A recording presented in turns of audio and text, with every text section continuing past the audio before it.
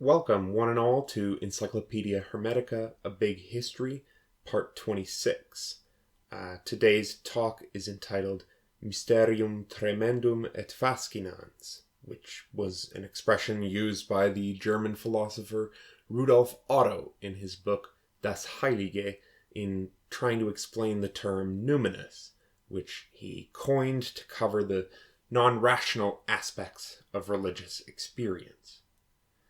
It translates to, as you probably already know or guessed, that terrible and fascinating mystery, which is what we're going to talk about. We're going to be discussing mystery cults today. So, for the sake of ease, I'm going to be working closely with a text from a relatively old book, omitting chronologically irrelevant material as I go, and adding commentary or corrections wherever I see fit. This oldie but goodie I'll be working with is entitled Mystery Religions and Christianity by Samuel Angus. And obviously, since we're still a good 350 years from Christianity's beginnings, I won't be saying much about the latter today. But don't you worry. When someday in the distant future we roll around Christianity, you'll get your fill, I promise. I've been thinking about doing 3 separate lectures for Jesus alone, each from a different perspective. So good things come to those who wait. That being said, it's impossible to talk about all this material without talking about the Church Fathers, since they're our chief source on the mysteries. So a warning, I'll be jumping back and forth ahead of our chronology quite a bit, so bear with me. Alright, so let's jump in, shall we? For at least 1,000 years, and then probably millennia before that, stretching back into the mists of time, the ancient Mediterranean world and its inextricably interconnected neighbors to the east were all familiar with a particular and peculiar type of religion known to us, thanks to Franz Cumonn, as mystery religions or mystery cults. Now, just a reminder about the word cult.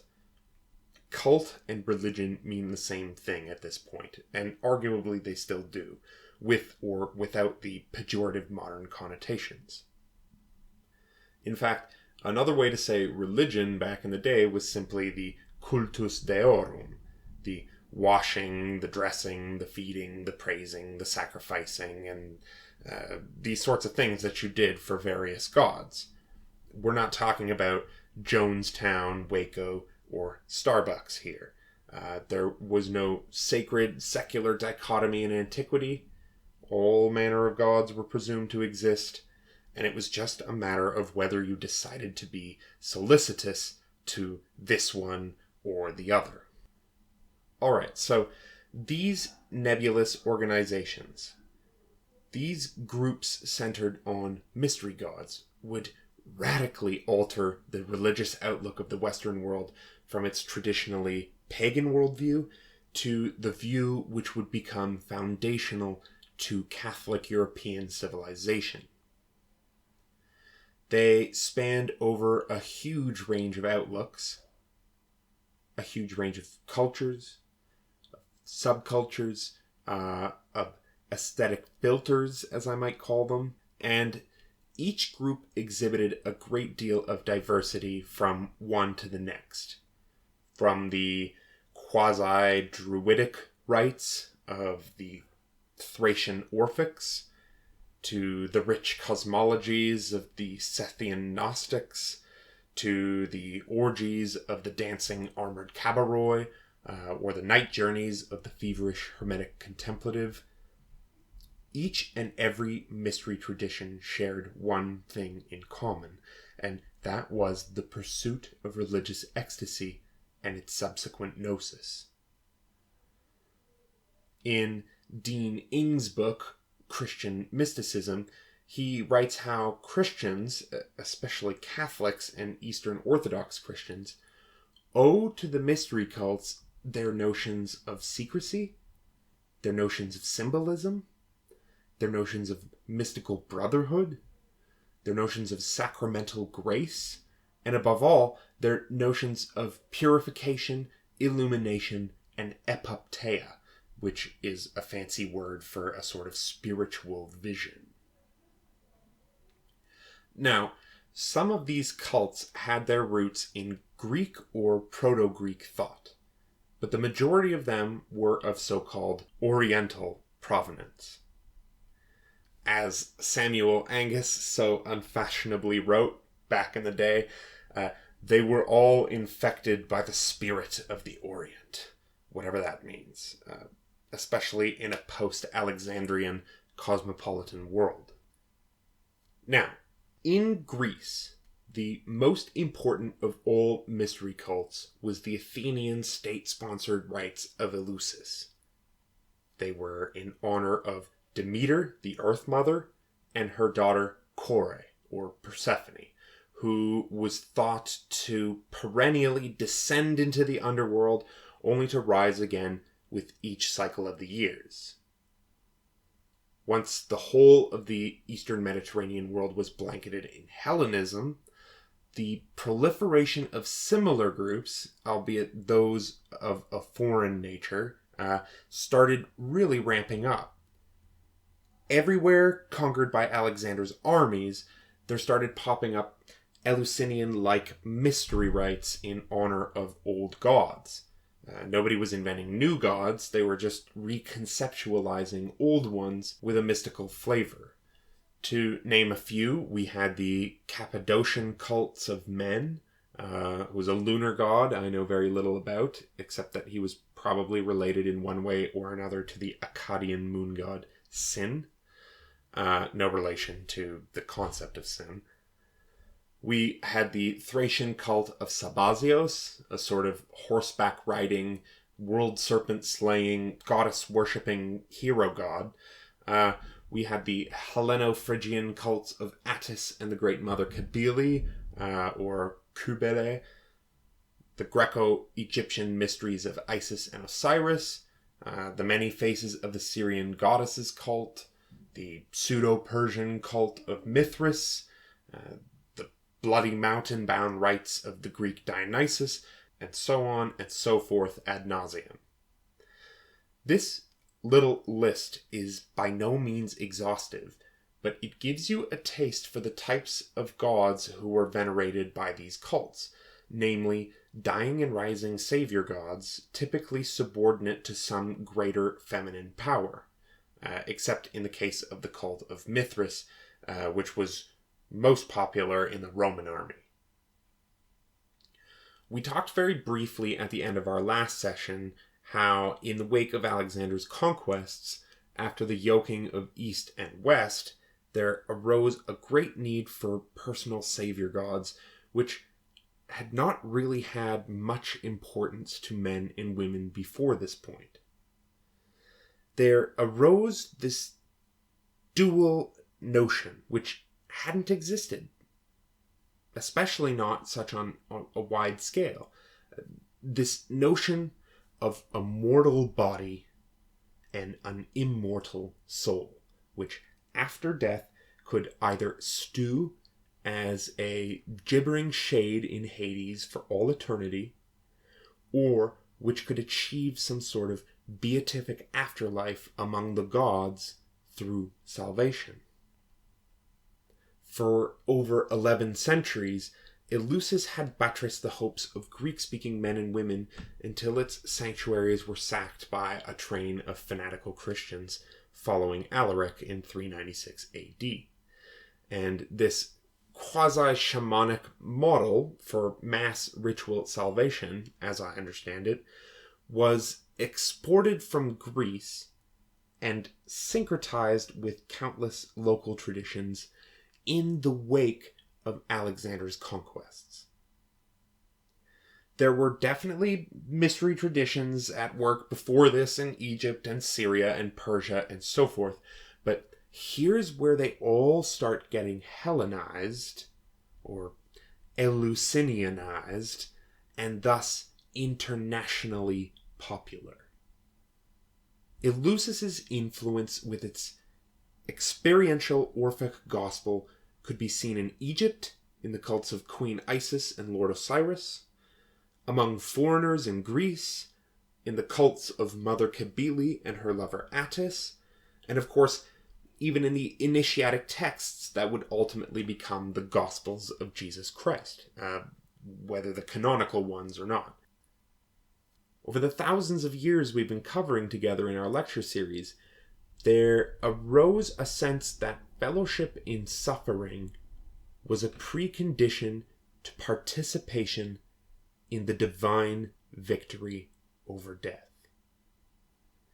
Man shared in the suffering of God, and God in the suffering of man. People couldn't relate to cold and distant gods that, although they were anthropomorphic, they were above suffering. They couldn't share in the human condition. These sorts of figures, these Zeuses and these Athenas and these Apollos of the world, they would remain pivotal to Mediterranean art and culture and civilization, but over the centuries, their importance as personal spiritual guides began to dwindle. Even though they looked human, they entirely transcended the human condition. Osiris, Attis, and Jesus, however, did not. They were fully divine and fully human. They participated in the grand drama of human suffering. Their stories were a comfort to man in an uncomfortable universe. So, starting around this period, around the late 4th century, early 3rd centuries BC, the approach to religion for those of a more intellectual bent was toward the quote-unquote Gnostic path. The path which prized mystical experience far above the dry machinations of civic and family rituals. Just going through the motions because your friends and family are watching.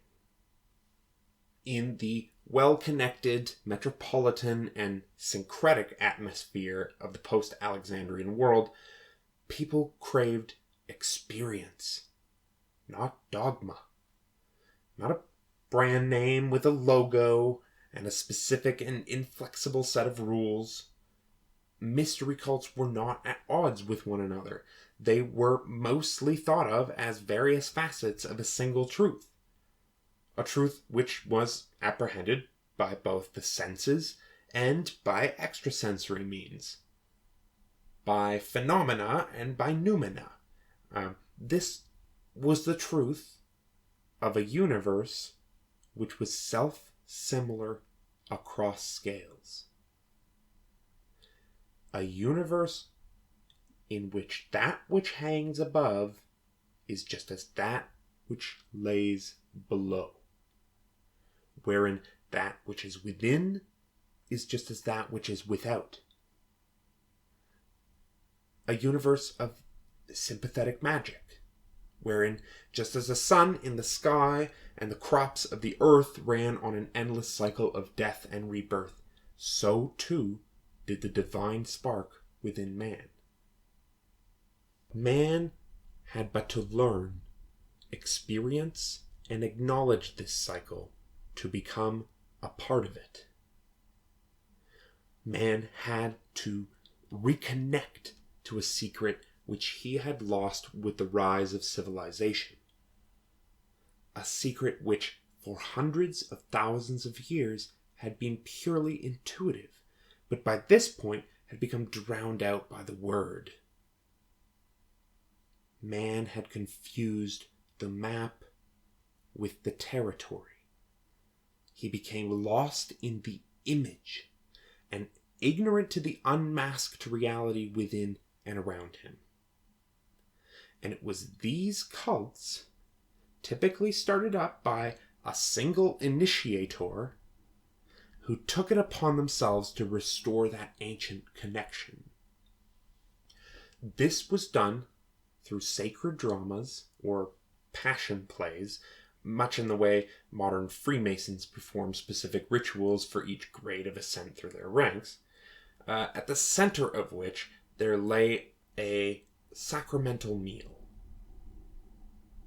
The religiously sanctioned consumption of one or various substances consubstantial with the deity that could elicit a kind of beatific vision, a tearing down of that veil of words, behind which the initiate could, perhaps just for a few hours, see the world for what it really was, as William Blake put it, to see the universe in a grain of sand. Never since this period has there been an age in which the concept of cosmos was so consciously of import to mankind. A concept in which the unity of all life, the harmony of all nature, was so central to how one determined his or actions.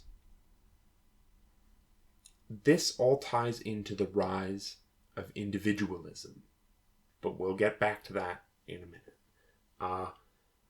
In delving into these mysteries, we're going to have to look at truth and error side by side, through the spiritual lenses of the true mystic and through the critical eyes of the literalist, whose inability to distinguish between the outward act and the internal religious experience, between the map and the territory, would color the entirety of their understanding. As mentioned before, our principal sources are those written by the Church Fathers, who wrote from about the 200s to about the 500s AD. But their accounts, being chiefly derogatory, are useful to us only insofar as they can be corroborated with either archaeological evidence or with the writings of pagan authors. So on their own, the polemics of the Church Fathers are more indicative of 3rd and 4th century Christianity than of the mysteries themselves. So keep that in mind if you ever find yourself reading Augustine, Clement, Firmicus Maternus, or what have you. So let's never forget that the mysteries can no more be studied in isolation than can early Christianity. So if you want a full understanding of the mysteries from a historical perspective, I can't speak of the mystical dimensions since they're ineffable. You're going to have to keep studying the sorts of things we've been looking at together. The history of the occult, of astrology and astrotheology and its links to agricultural cycles, of solar monotheism and of soteriological polytheism, of angelology and demonology, of materialism and idealism, of Pythagoreanism and Platonism, of Stoicism, skepticism, cynicism, Epicureanism, of Ionian physics and Aristotelian metaphysics, of natural magic and Hermeticism, of Gnosticism and mystical Christianity, and so on and so forth. It's taken me years to only partially disentangle this huge, knotted mess of mind stuff, and I plan on it being a lifelong romance. So don't think I'm going to give you a full or even coherent picture of anything in the time we have today. Okay, so that introduction was long enough. Let's start getting into some meat. If we're going to try and understand the rapid spread of mystery cults throughout the Greco-Roman world, Christianity's ascendancy over its competitors, and the gradual subjugation of the West to Eastern modes of thought and worship, we've got to paint a picture of the Mediterranean world starting from the time of Alexander the Great onwards.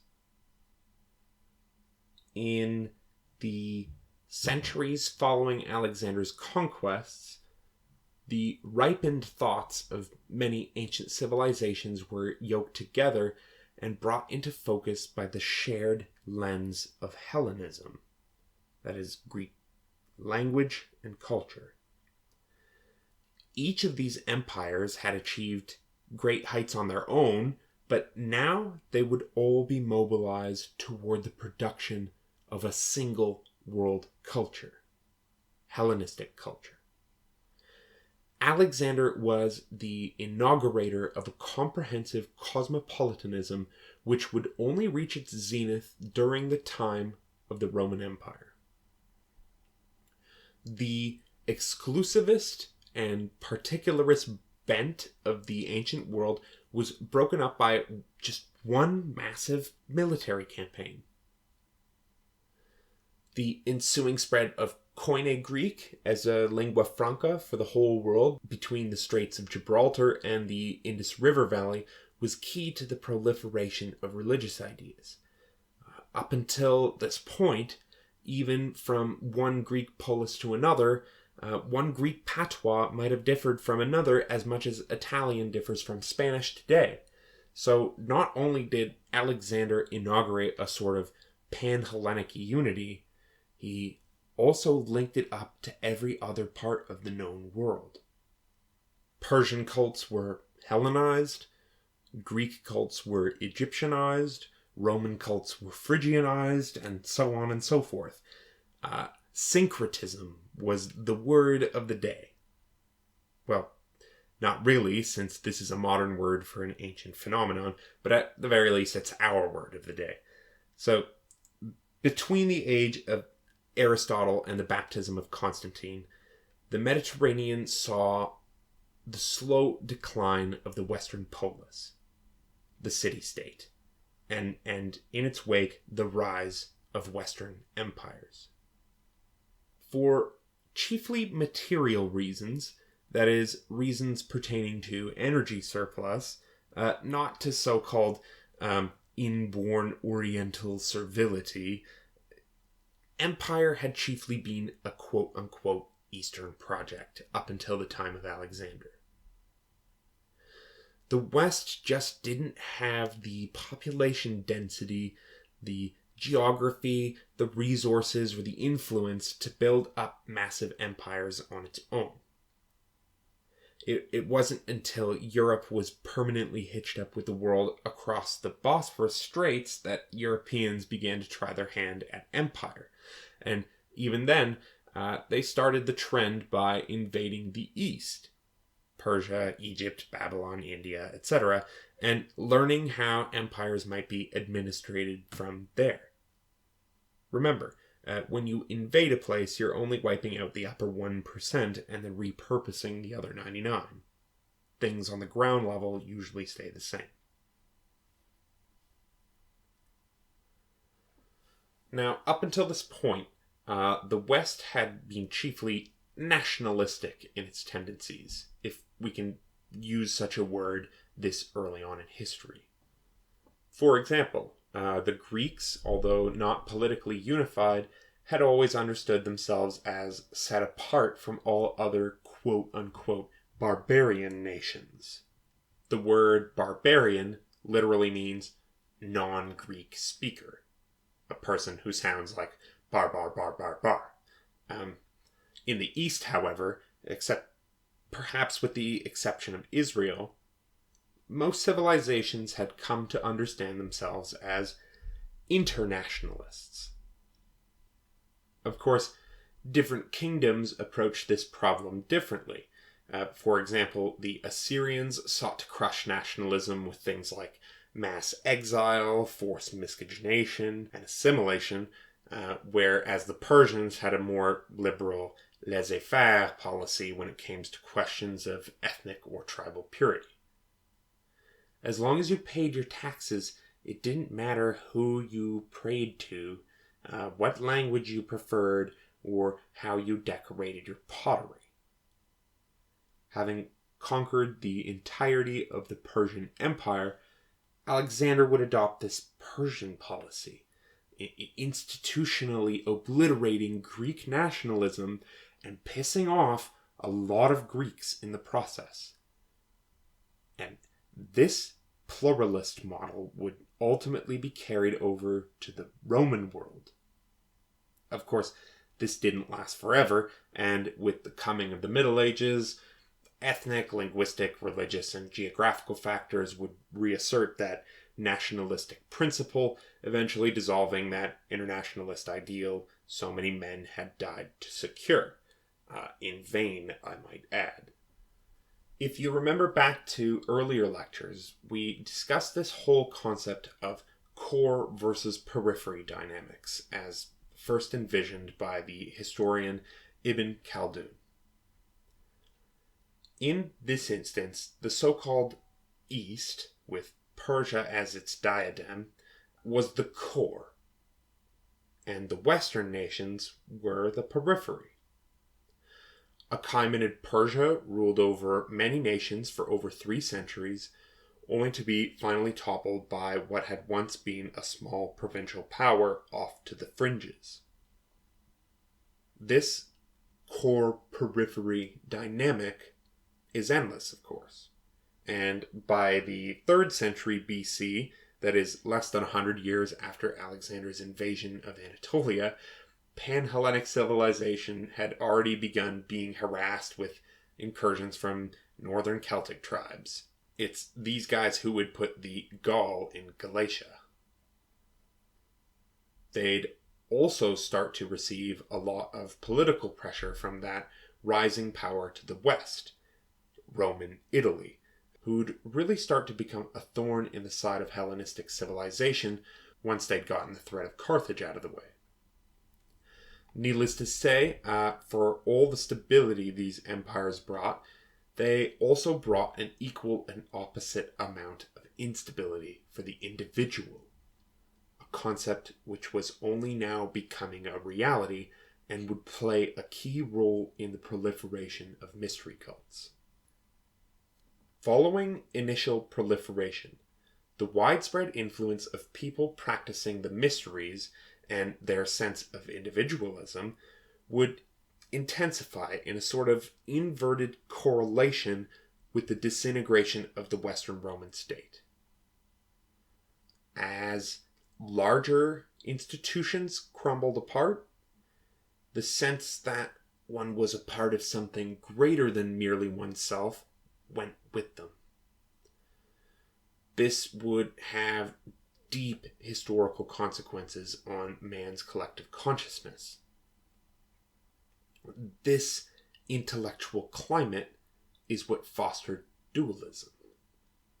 It pushed men to look at the material world as symbolic to the true spiritual world. It really drove the idea that the things of this life, that this life itself had to mean something, as in had to signify another thing, like how a letter or a word signifies something other than itself. This whole process had been set into motion thousands of years earlier, but at this point it was really intensifying. Questions as to the makeup of the world, the sort of things that interested the Ionian physicists, were of less and less relevance. What began to occupy people's minds more and more, and I'm not going to say whether these are good or bad things, only that they have cosmic ramifications, were themes like the nature of God, the unity of God, the origins of good and evil, the relationship between fate, fortune, and divine providence, the nature of the soul, the nature of flesh, the possibility of purification from sin and union with the divine. Hellenistic thought, on average, became more and more mystical. Some might say, quote unquote, less scientific.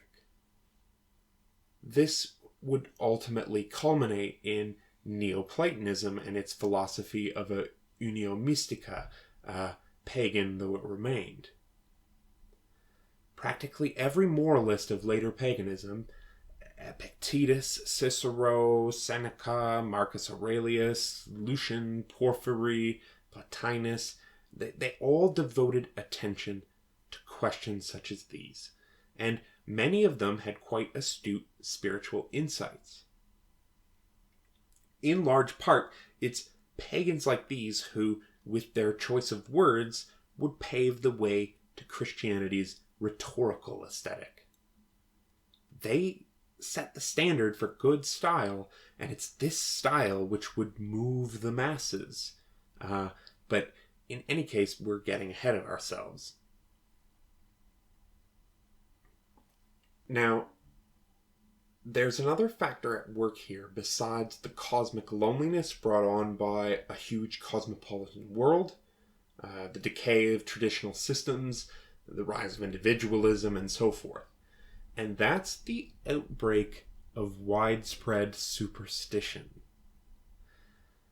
As the national religions were increasingly perceived as hollow, dry, and formulaic, individualistic tendencies were given freer play. Now, obviously, people had always believed in the supernatural or in some sort of divine interference in the affairs of this world. But following the age of Alexander the Great, there was really a change in belief as to the nature of these supernatural and divine powers.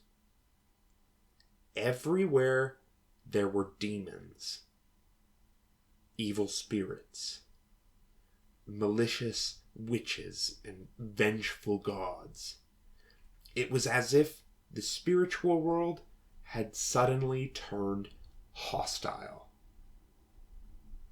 Individuals stopped trusting in protection from the priesthoods and offices of state, in the traditions of their ancestors, and they began taking matters into their own hands. What happened is that people started getting a sort of the grass is always greener on the other side syndrome, and they looked to what the quote-unquote other, with a capital O, was doing to take care of these supernatural nuisances, which were undoubtedly to blame for all their problems. Egypt and Babylon were opened up to the west by Alexander, in the sense that all things Oriental were shrouded in magic and mystery would really start to ramp up. And obviously it's gotten even more out of hand since then, even with the internet. Anyhow, it's around this time that Babylonian astrology and Egyptian theurgy exploded into popularity.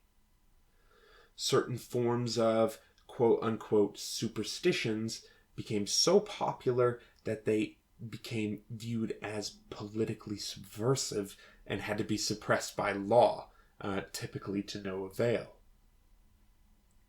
Star readers, necromancers, talisman makers, proselytizing eunuchs, Indian gymnosophists, and medicine women of all kinds were thriving since, as Franz Cumont once said, quote, people couldn't take a bath, go to the barber, change their clothes, or manicure their fingernails without first awaiting the proper moment. So, in spite of this, there arose a sort of dichotomy between the quote-unquote true religio and superstitio.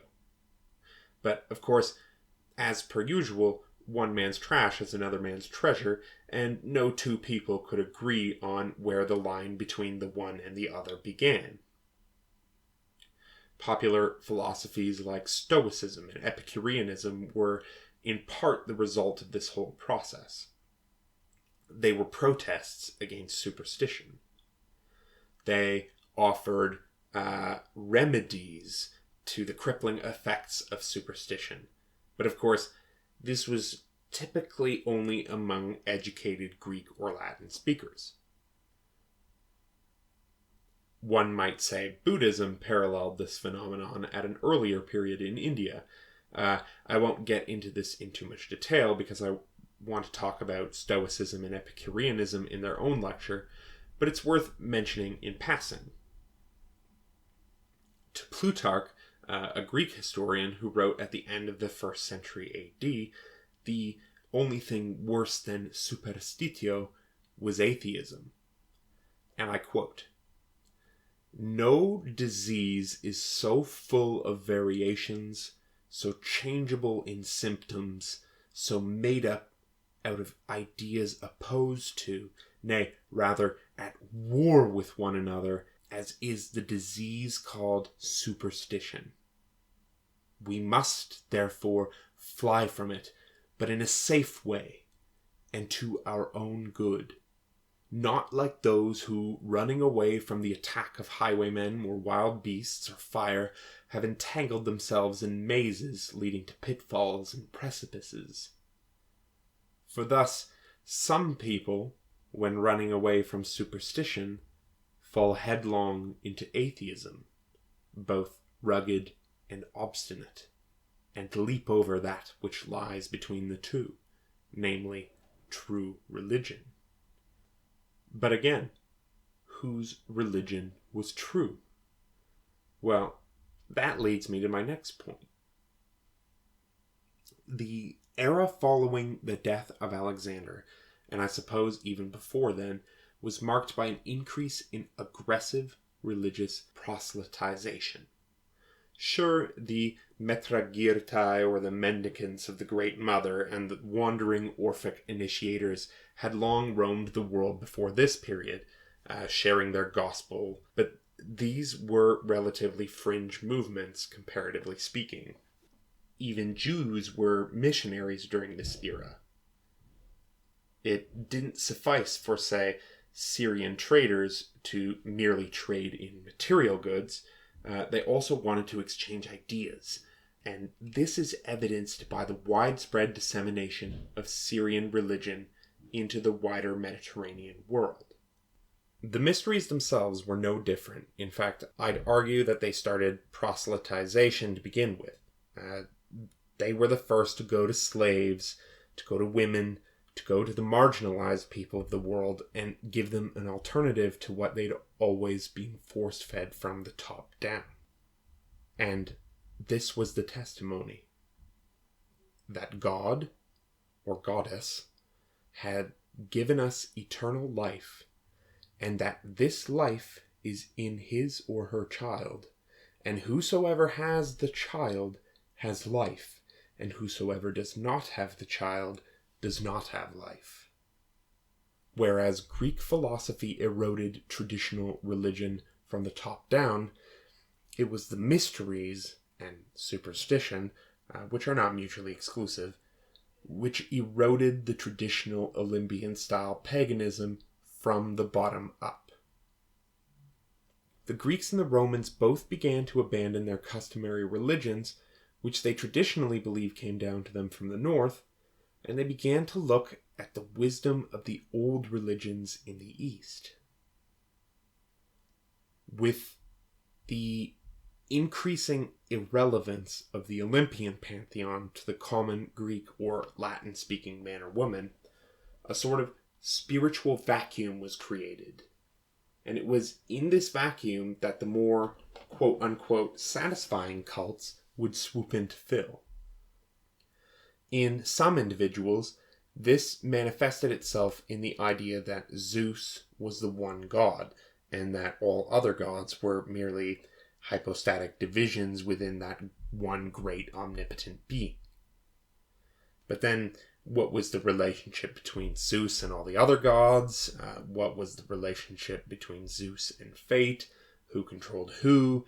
These were the sorts of questions people were asking, and this sort of discourse would have been completely alien to the Homeric bard or the Achaean warriors in ages before him. Now, up until this point, I've been stressing the relationship between the West and Eastern religion, but I think it needs to be mentioned that autochthonous mystical currents were also at work in eroding the Indo-European pantheon from the time of its very first entry into Greece. For thousands of years, the whole religion covered by Magna Graecia was not lacking in its own aboriginal mystic strain. But it had withdrawn into the mountains, into the groves, the caves, and in all manner of regions remote from civilization. In fact, it was Friedrich Nietzsche who was the first, at least as far as I know, to point out that throughout all of Greek history, there's been a sort of tension at work between two concurrent and often conflicting tendencies. The quote-unquote scientific and the quote-unquote mystical. The rational and the intuitional. The native and the foreign. The masculine and the feminine. The merciful and the severe. The civilized and the savage, and so on and so forth. What would ultimately come to be known as the two great pillars, the Apollonian and the Dionysian, or as my close group of friends call it, Shred and Nar. With the arrival of the Indo-Europeans into the Greek mainland, the primitive and aboriginal cults of Greece, which were Dionysiac and feminine in nature, were suppressed, absorbed, and subordinated by the dominant patriarchal culture. But all these little indigenous cults were never entirely eradicated, and lay always just beneath the surface, waiting for a chance to come out. There was the religion of the foreign sky god, and the religion of the local earth mother.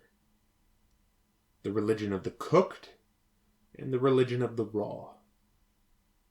These were eternally at odds with one another. Dionysian rites, for example, were preserved by women who, I believe, every 2 years would go off into remote mountainsides to perform their rites in secrecy. Following them was punishable by death. If you really want to get a sense of this tension at work, then go read and study the tragedy called The Bacchae by the 4th century playwright Euripides. It's my personal favorite of all the Greek tragedies, and it shows that even in the 4th century BC, the Greeks were self-conscious of this tension at work. It's not just some Nietzschean imposition. In any case, this mystical Dionysian strain remained alive and well under various local guises in all sorts of isolated women-only mystery rites. The name Orphism should come to mind. It was a strain that lay at the root of the Eleusinian mysteries, which was only subjected to Athenian state control in the 6th century BC. Pythagorean and Platonic mysticism were a sort of perfect fusion of these two ideals, of the Apollonian and the Dionysian, since they sought ecstasy through reason and reason through ecstasy. So, with all this being said, I'm trying to convey a sense that this move toward mystical religions had always been happening. And it wasn't just some Oriental superstitions which toppled traditional Greek polytheism all at once. It was a very long and slow process, like weeds growing through the cracks in a sidewalk, slowly but surely eroding the pavement. So, up until now, I've been talking a lot about the Greeks, about the Romans, about the Egyptians and the Syrians and the Anatolians and the Chaldeans and the Persians and so forth. But I haven't said much about the Jews in quite some time. Last time we were looking at them in detail, we were returning from exile under the rule of Cyrus the Great. Well, let's get back to the Jews because their appearance on the horizon of world history begins here and will have vast consequences which will persist until this very day. Starting around the 4th century BC, this obstinate tribe with a fervor for exclusive monotheism would step out of its brief seclusion to publicly uphold its perennial message and its prophetic ideals. Jews here began their first attempts at missionary endeavors, which would only come to an abrupt end with the wars of extermination under the Roman Emperor Hadrian and with the success of Christianity as a state religion over the empire. Under Persia, the people of Israel reestablished temple worship. They purged the nation of foreign accretions, and they developed what we today call Judaism, with the intensification of inward-looking ritualism, legalism, and traditionalism. The law became a tool for the conservation of an endogamous and insular national consciousness in the face of such centrifugal forces as Hellenism. To make a long story short, the Judaism we know today arose out of an antagonism between local Palestinian and Hellenistic interpretations of Judaism.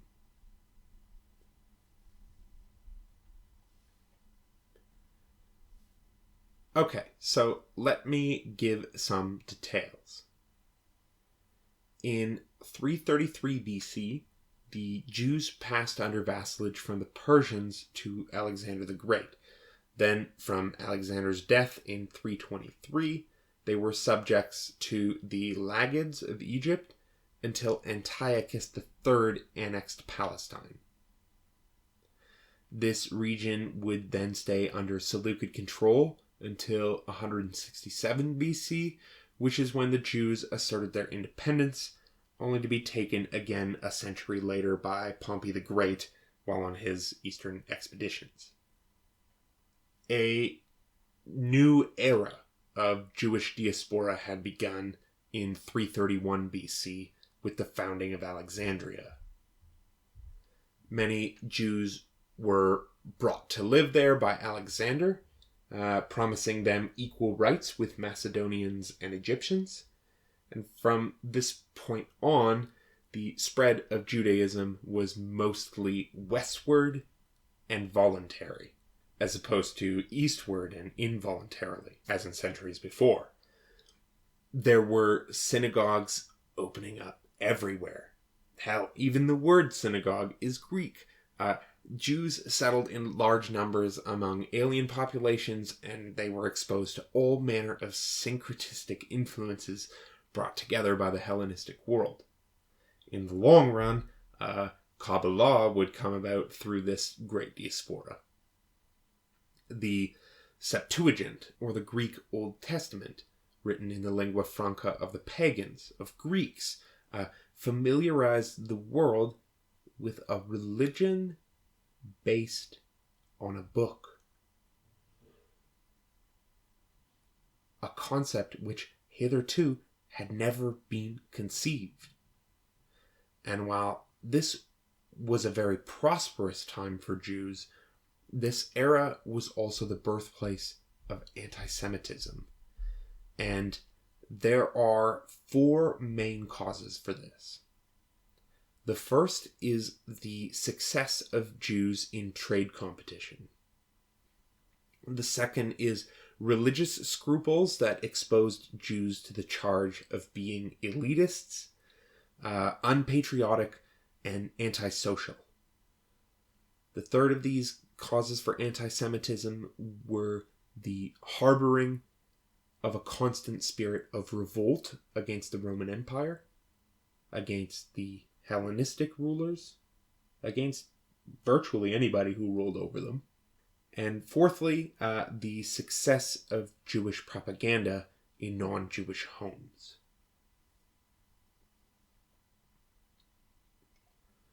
Jews were quick to realize that they were living in a world which had attained its own truly remarkable degree of culture. and that if they wanted to be taken seriously by anyone, they would have to be well versed in the philosophical literature of their intellectual adversaries. Hellenism would prove to be the heaviest counterweight to Judaic thought. Everybody had Plato on their shelf. Everybody had Democritus on their shelf. To the pagans, Jewish propaganda and literature was both offensive, being directed against idolatry, which was the sin always considered to be the sine qua non to paganism, and it was also defensive, constantly making recourse to its own historicity and its own antiquity. Now, for all these antagonisms between pagan and Jew, there were momentous attempts made at reconciling Greek philosophy and Hebrew revelation at Alexandria. Philo Judaeus was one of the most outstanding of these reconcilers, but he was not the first. So, whenever you endeavor to reconcile the diverse faculties of our personality in some sort of synthesis, whenever you try to marry mysticism and knowledge, intuition and reason, whenever you hold fast to the transcendence of God without exiling him from this world, while holding fast to his immanence without giving into pantheism, whenever you do any of this, you're continuing the work that was begun in the museums and libraries of Alexandria.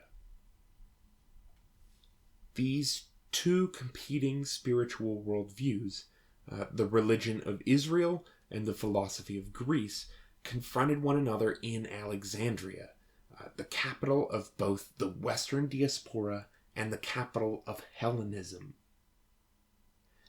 Their interaction would change the face of the world, whether you think that's for better or for worse. Okay, so enough about the Jews and Hellenism. We'll of course come back to the subject in greater detail, but for now our attention should be directed toward this concept of mystery cults. So, what caused people to join these various cults? Well, there's no blanket answer to this question. Different people entered different cults for different reasons. Some were just interested in midnight revels and orgiastic processions as opportunities for self-indulgence. Plato had once said that, quote, "Many have carried the wand of Dionysus, but few are truly initiates." Plato, of course, would have said that. Doubtless, there were many superstitious folks who were initiated because they saw magical value in the formulas and sacraments that the mysteries imparted. There were obvious social benefits, too. A slave could advance his or her station, being of a higher degree in a given cult than his or her freeborn colleagues. In Mithraism, for example, a slave could be of a higher rank than an emperor. What else? The ascetic might look upon the mysteries as an opportunity for purification, and so on and so forth.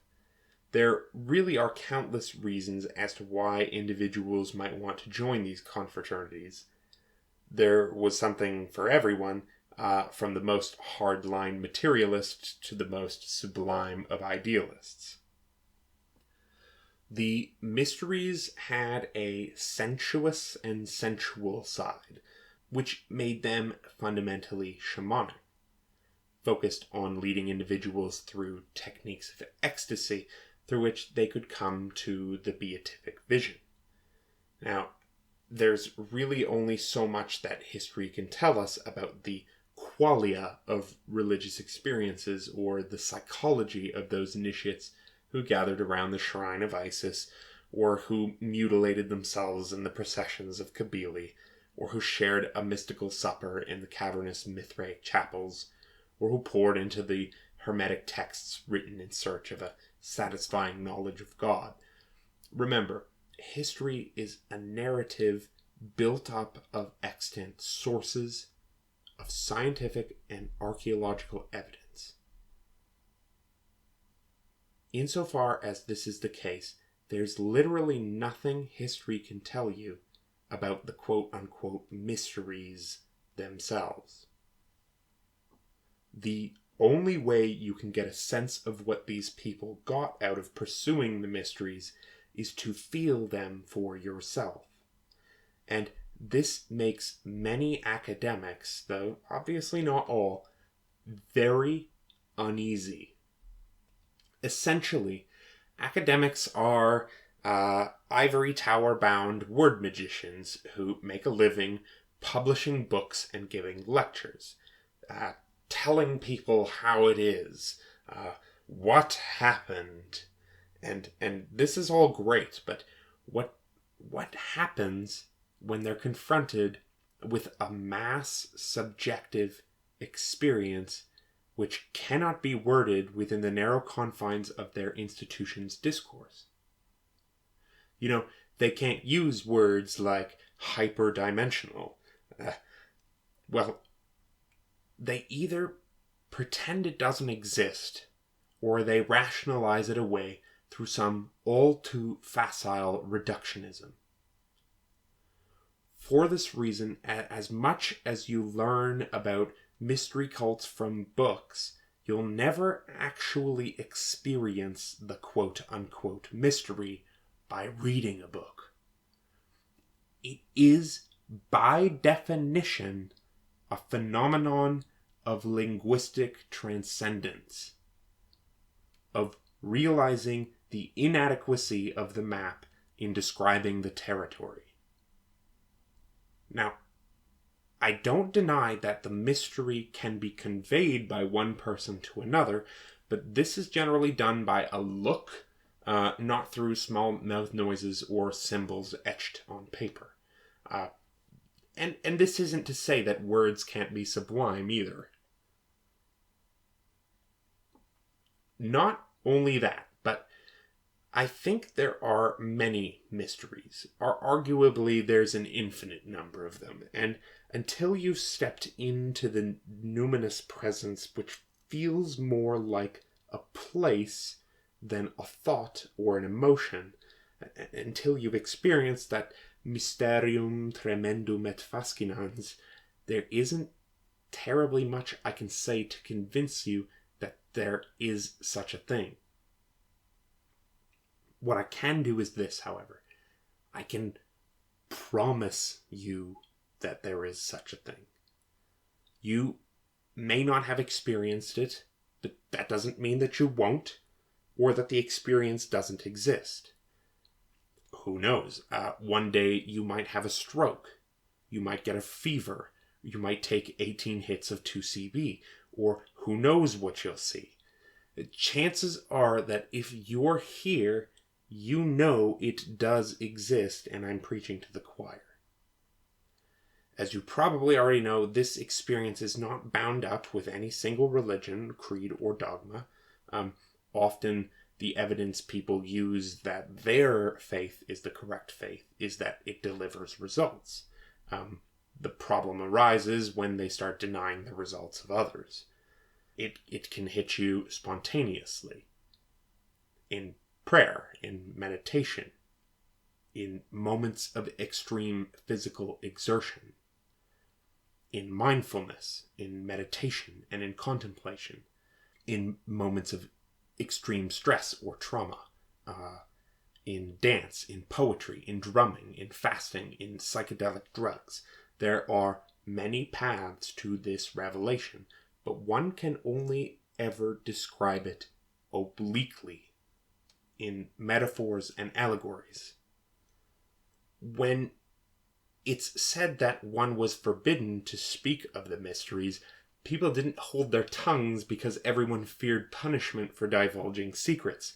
They simply didn't have the words to convey an experience that lay wholly outside the realm of everyday experience. What makes a mystery is that it is ineffable. Even if you were to find the words to describe the experience, nobody would believe you, or people would just call you crazy. Now, it's on account of all this that the mystery cults wrote very little down. And if they did, very little of it survives. Instead, they relied on symbolism, and of this we have more than we know what to do with. The mystery schools were masters of distillation. They compress all manner of data into little icons and cosmological pictures which could say far more than any treatise or field manual. To the uninitiated, the images of Mithras slaying the bull, or of the Eleusinian Hierophant raising an ear of corn at the apogee of the ceremony, meant nothing. The significance had to be learned, not intuited. Something I think the Church Fathers entirely missed the point on. They were very quick to criticize symbols like the raising of an ear of corn for all to see as trivial, and yet entirely oblivious to the fact that their very own priests were doing the same thing at the height of Mass when they said the words hoc est corpus meus, which, funny enough, is the etymological root of our expression hocus pocus.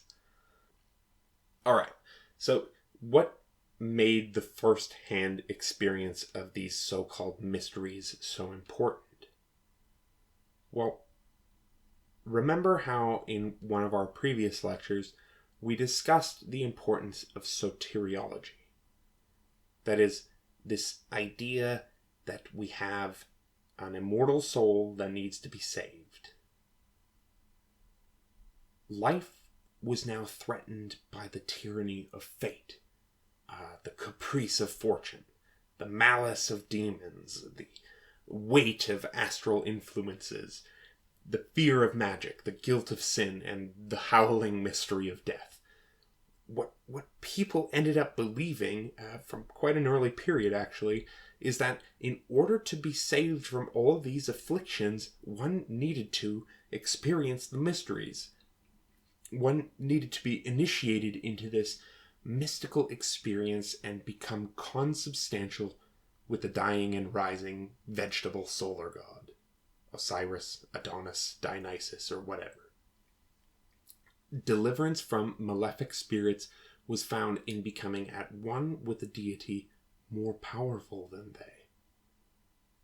And even the planets, which exercised such a great deal of influence over man's destiny, lost most of their dread when the mystery god was understood as that chief of all planets, with whom the soul of the deceased mystic would mount through all the spheres toward that highest heaven.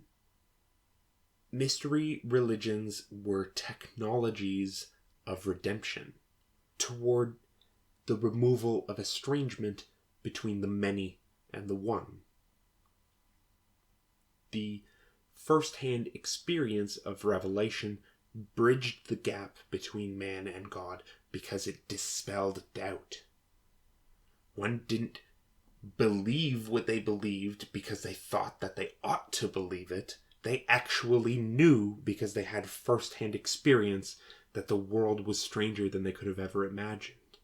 Blessed were those who descended to Hades, having beheld the mysteries of Demeter or Cybele, who'd seen the veil ripped away and had reality laid bare. Even if it was just for a single night. These witnesses were the inheritors of a blessed afterlife, or of spiritual immortality, whereas those who were uninitiated returned to the earth from whence they came. In the famous Orphic Totenpass, which is a sort of instruction manual for the dead inscribed on a series of golden lamellae and buried with initiates, the deceased were instructed to say these magic words once they passed over to the other side. Keep this advice handy next time you smoke dimethyltryptamine or get killed in a car crash. And I quote, "You'll find on the right-hand side in Hades' halls a spring, and by it stands a ghostly cypress tree, where the dead souls descending wash away their lives. do not approach this spring. Further on, you will find chill water flowing from the pool of memory. Over this stand guardians. They will ask you with keen mind, what is your quest in the gloom of deadly Hades? They will ask you for what reason you have come. Tell them the whole truth straight up. Say, I am the child of earth and starry heaven, but my nature is of heaven alone. This you know yourselves. I am parched with thirst and perishing.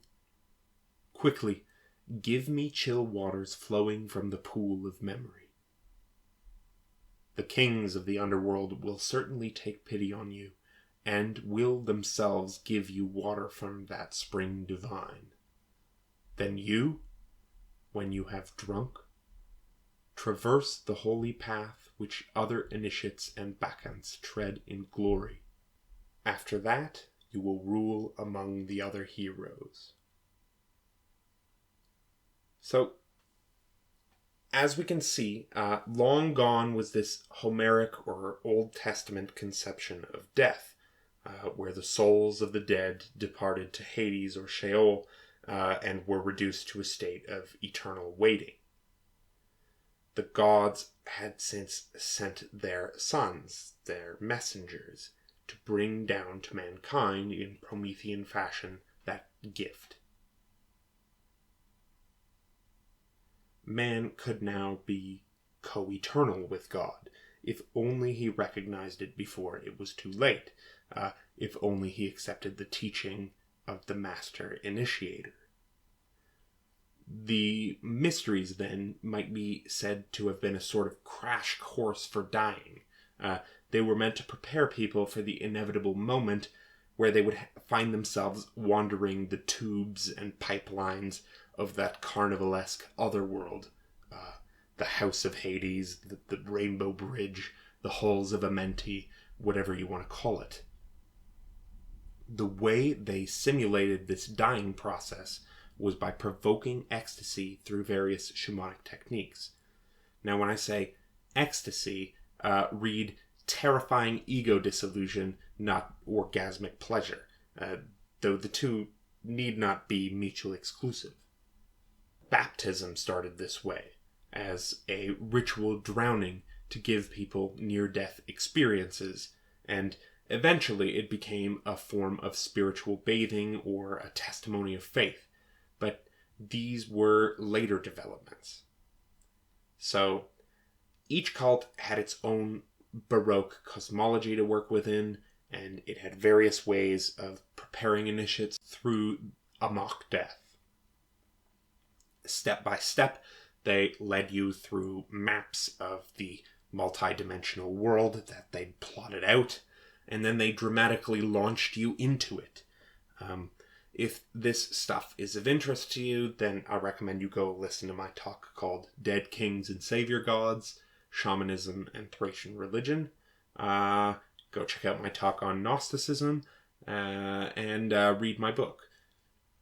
So, mystery religions were systems for imparting gnosis, akin and foundational to those various movements to which the name of Gnosticism became attached, of which mainstream Christianity was but one branch.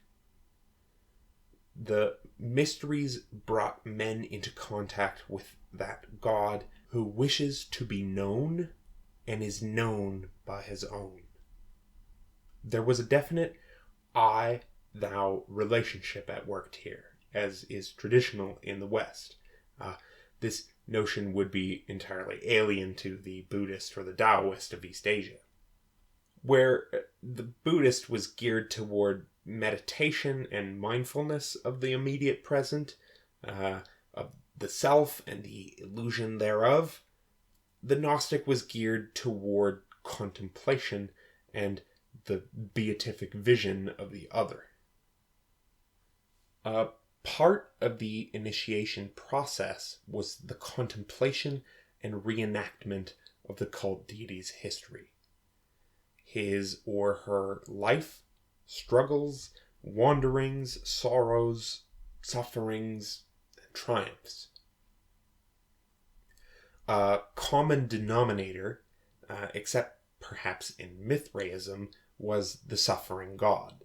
And I would argue that even the Buddha himself could be considered a sort of mystery god, in the sense that his life story was quite central to the understanding of his message, which is how to escape suffering. But in any case, I don't want to stress this parallel too hard. What I'm trying to emphasize here is the importance of a suffering god. Olympians did not suffer. They did not die. They were called immortals. Zagreus, however, could be torn apart by titans. Attis could castrate himself and bleed to death. Osiris could be tricked and then dismembered. Adonis could be killed by a wild boar. These gods all had to die. Just like us, just like the crops, just like the sun in the sky. And just like the crops and the sun in the sky, the God who died and rose again every time, and through self-association with the Savior, we might share in the same beatific immortality.